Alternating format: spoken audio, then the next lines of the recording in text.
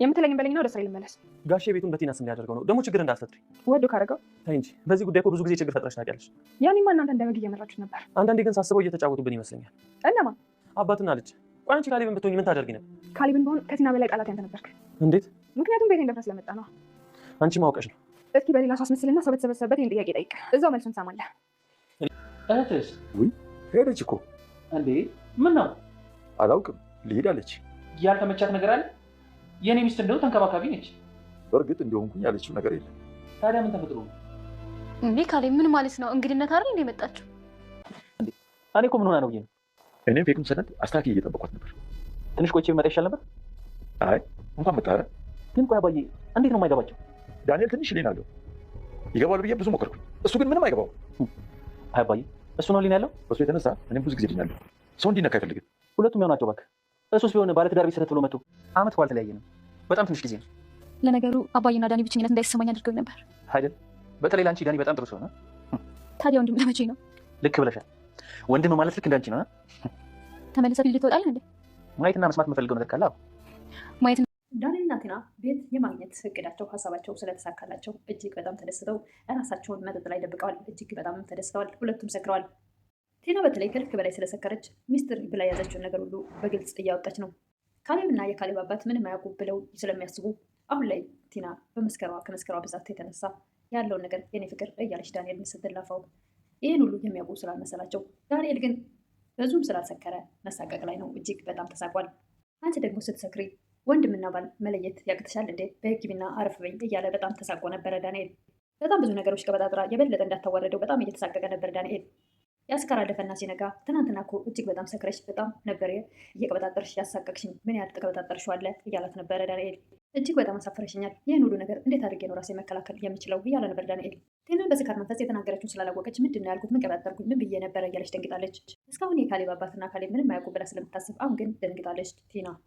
ሰላም ጤና ይስጥልኝ ውድና የተከበራችሁ በመላው ዓለም ያላችሁ ኢትዮጵያውያን ተወዳጆች ናችሁ። እግዚአብሔር ይመስገን ደህና ነኝ። የግፈኛዋ ሚስትና የሰራተኛዋ ፍጥጫ ክፍል 25ን አብረን እናያለን። ካሌብ ከዳንኤልና ከቲና ጋር የጀመረውን ድብብቆች ከወዲሁ ቶሎ መቋጨት እንዳለበት ሳያስብ አይቀርም። እንደ አባቱ እነሱ የሚያደርጉትን ነገር አይቶ መታገስ ስላቃተው ስሜታዊ ሆኖ እነሱን አንድ ነገር አድርጎ ዘብጥያ ከመውረዱ በፊት ቶሎ ብሎ መፍትሄ ይፈልጓል። ከፊል ተመልሼ መጣ ብሎ በረጅም ጊዜ ቆያለሁ ያለው ካሌብ በአጭር ጊዜ ተመልሶ ወደ ቤት ተከስቷል።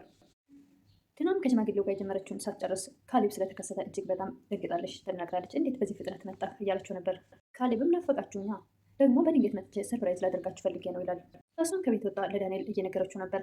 ለትንሽ ከሽማግሌው ጋር ወጥቼ ሊፈርምልኝ ወደ ስሜ ሊቀይር ሲል ካሌብ በድንገት ደረሰ ትላለች። ዳንኤልም እኔ ከዚህ ጉድ መውጣት እፈልጋለሁ ይላታል።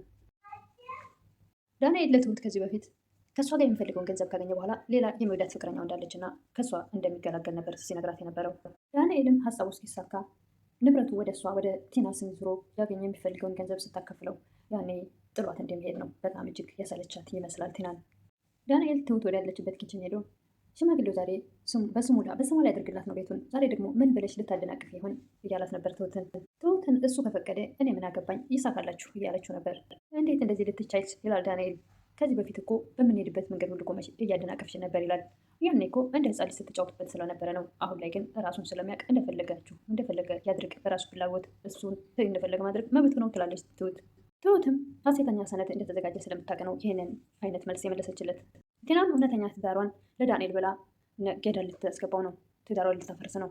ዳንኤልም ላይ አትሆንም፣ ካሌብም ላይ አትሆንም። መሀል ሜዳ ልትቀር ነው።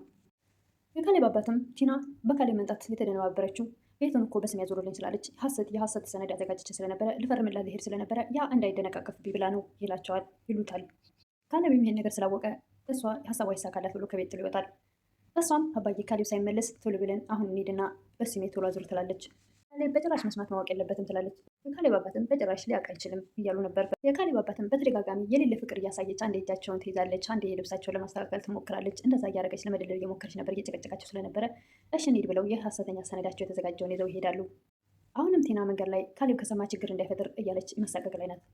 የካሌብ አባትም ቢሰማስ ታዲያ ሀብት ንብረቱ የኔ እስከሆነ ድረስ ምንም አያመጣም እያሏት ነበር። እኔ ደግሞ አንቺ ለዋልሽልኝ ውለታሽን መመለስ አለብኝ እያሏት ነበር። ቲናም እጅግ በጣም አመሰግናለሁ አባዬ፣ በህይወቴ ትልቁን ደስታ ያገኘሁበት ቀን የዛሬው ዕለት ነው እያለቻቸው ነበር። አሁን የቤት ባለቤት ልሆን ነው፣ በቃ የፈለኩትን ማድረግ እችላለሁ ትላለች ቲና። የካሌብ አባትም ምን ልታደርጊ ነው ይላሉ። አይ ምንም፣ በቃ አባዬ እኔ ልጋብዝህ፣ ዛሬ እንሂድ ምሳ ልጋብዝህ ትላቸዋለች። ወደ ሬስቶራንት ካመሩ በኋላ እሷም አባዬ እንጠጣ እንጂ እያለች እንዲጠጡ ትገፋፋቸው ነበር። እሳቸውም እኔ ላንቺ ደስታ ብዬ እንጂ መጠጥ ላይ ብዙ አይደለሁም እያሏት ነበር። እሳቸውም እሷን እዛ ሬስቶራንት ቁጭ እንዳለች ወደ ቤታቸው ይመለሳሉ። በቤት ካሌብን ያገኙታል። ቤቱን እንግዲህ በስሟ እንዳዘሩላትና የሐሰተኛውን ሰነድ እንደሆነ ፌክ እንደቀለዱባት ይነግሩታል። ቴናም ዳንኤል እስኪመጣላት ድረስ ሬስቶራንት ቁጭ ብላ እየጠበቀች ነበረ። ከመጣም በኋላ እጅግ በጣም እንደተደሰተች ዛሬ ቀኑ የኛ ነው እያለች እንደነበረ ትነግረዋለች። ዳንኤል ግን ተጠራጣሪ ነው፣ ሁልጊዜ ይጠራጠራል። እንዴት እንደዚህ ይሆናል? እንዴት ቤትን ያክል ነገር በቀላል ይሰጣል? እያሏት ነበረ። እየቀለዱብን እንዳይሆን እያላት ነበር ዳንኤል። እሷም በጭራሽ ማንም እኔ ሊሸውደኝ አይችልም፣ አባዬም ይሄን አያደርግም፣ እኔን አይሸውደኝም፣ ደግሞ የያዝኩት ሰነድ ኦሪጂናል ነው ይኸው እያለች ለዳንኤል ታሳየዋለች። ሲጠጡ ቆይተው እጅግ በጣም ሰክራ ወደ ቤት ይመለሳሉ።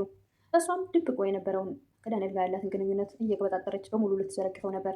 ዳንኤል ግን እንዴት እንደዚህ ታደርጊያለሽ? ሰው ሲሰክር ወንድምና ባል መለየት ያቅተዋል ማለት ነው እያለ እጅግ በጣም እየተሳቀቀ በተደጋጋሚ በጣም ተሳቆ እንደነበረ እናያለን፣ አይተናል። እጅግ በጣም ተሳቆ ነበር ዳንኤል።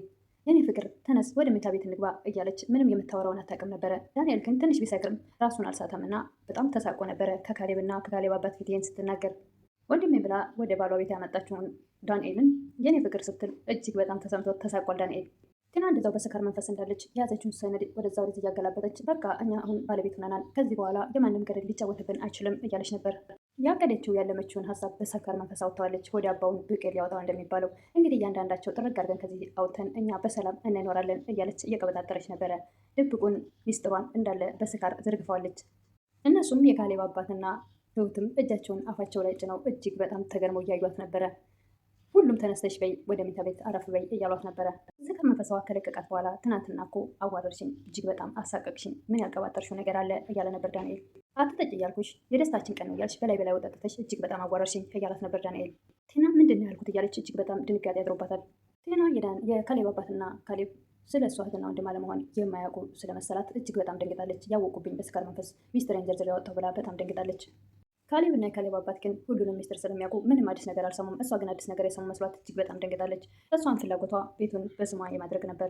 ካሌብ አባቱን ወይ አባዬ ትክክለኛው ኦሪጂናሉ የቤቱ ሰነድ የት አለ ይላቸዋል። ይኸው ብለው ያወጣሉ። እሳቸውም ይህን እያወሩ እያለ እሳቸውም እንደዚህ አውተው እንደሰጡት ካሌብም በእሷ ቤት እኮ ዛሬ ላይ ትክክለኛውን ፋይል ያገኘች መስሏታል እያለ ካሌብ እሷም እንዴት ናችሁ ብላ በድንገት ትከሰታለች። ፋይሉንም ይሄ የምን ፋይል ነው ብላ በእጇ ሳብ አድርጋ ለማየት ትሞክራለች። የካሌብ አባትም አይ ይሄ የሰው ነው ያንቺ አይደለም ብለው ከእጇ ይቀሟታል። ሳታየው ለሆነ ጉዳይ የሆነ ቦታ ልንሄድ ነበረ ትላለች። የካሌብ አባትም ካሌብ እሺ ሂዱ ይላል። በቃ ትላለች ቲና። ካሌብ አይ አይበቃም እሸኝሻለሁ ይላል። እሺ በቃ አባዬ ጉዳያችን ጨርስ ትላለች ቲና። ምንድን ነው ይላል ካሌብ። አልነግርም ሚስጥር ነው ትላለች ቲና። እሺ ነኝ ልጄ ብለው የካሌብ አባት ይነሳሉ። የግፈኛዋ ሚስትና የሰራተኛዋ ፍጥጫ መጨረሻ ክፍል 25 ይሄን ይመስል ነበር ለዛሬ የቀረብኩት። በቀጣይ እስክንገናኝ መልካም ቆይታ። ለምታበረታቱኝ እህቶች አሁንም ምስጋና ከልብ ነው። ቪዲዮውን ስትጀምሩ ላይክ በማድረግ ጀምሩ። አዲስ የሆናችሁ ሰብስክራይብ በማድረግ ቤተሰብ ይሆናላለሁ። አመሰግናለሁ።